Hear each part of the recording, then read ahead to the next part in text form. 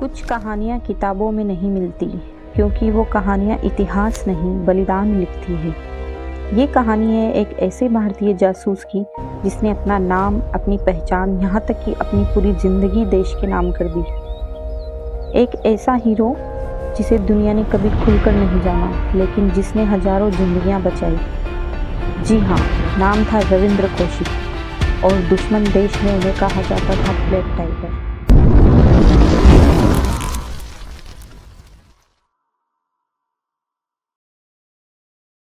11 अप्रैल 1992 राजस्थान के श्रीगंगानगर में एक बच्चे का जन्म हुआ, जिसे शायद खुद भी नहीं पता था कि उसका जीवन इतिहास बन जाएगा।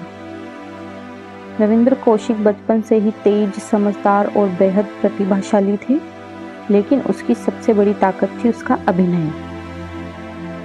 कॉलेज के दिनों में वो नाटकों में हिस्सा लेते थे। एक दिन उन्होंने भारत-चीन युद्ध पर आधारित एक नाटक किया। We must rise up and take back what is ours.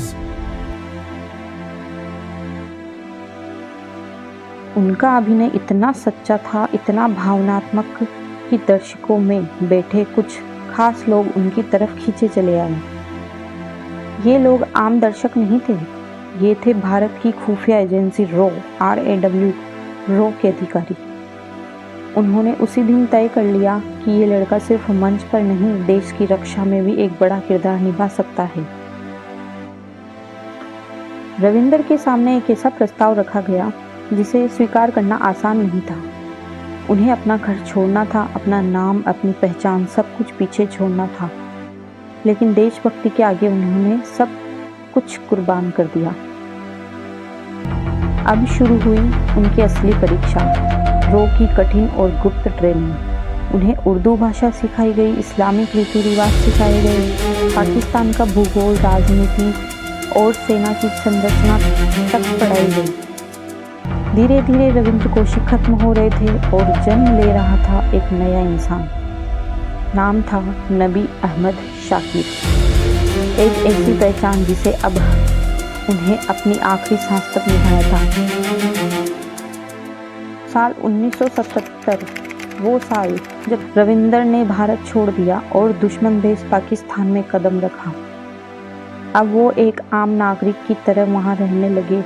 उन्होंने कराची यूनिवर्सिटी में दाखिला लिया और LLB की पढ़ाई पूरी की।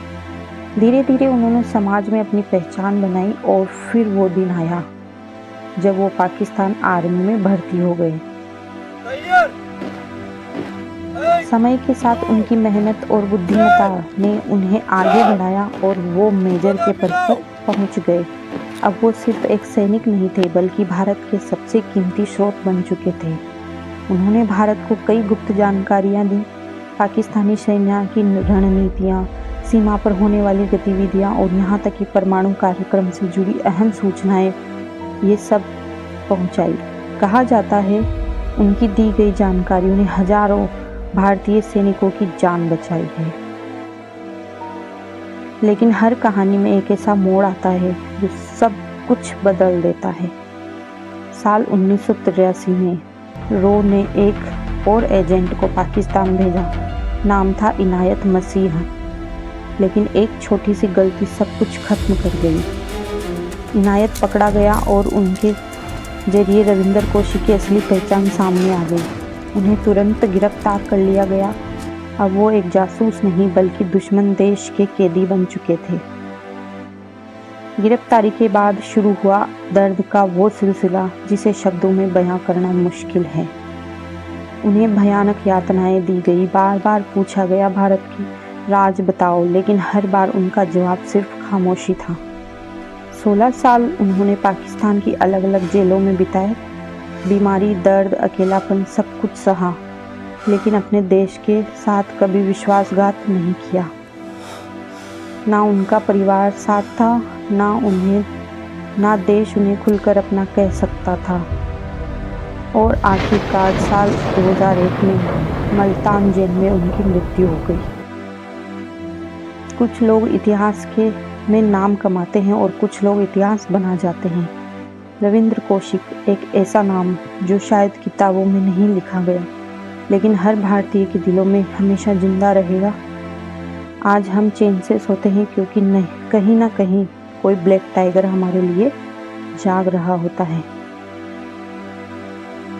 अगर आप भी इस गुमनाम हीरो को सलाम करते हैं तो इस वीडियो को शेयर ज़रूर करें।